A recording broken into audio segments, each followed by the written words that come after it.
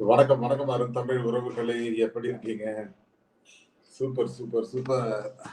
ஆமா, கோவா கேங் பத்தி பேசுவேன் மீட் பண்ணாங்க. நான் கொஞ்ச நேரத்துக்கு முன்னாடி அந்த வீடியோ பார்த்தேன். நல்லா இருந்தது.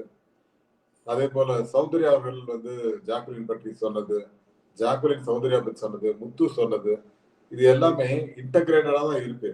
ஆனா நீங்கலாம் ஏன்டா இப்படி இருக்கீங்க? அப்படின்னு முத்து ஃபேன்ஸ் தான் கேட்க வேண்டியிருக்கு. ஏன்னா, அவங்கலாம் இன்னும் கேவலமா தான் பேசிக்கிட்டு இருக்காங்க அப்படிங்கிறதுக்கான உதாரணம்.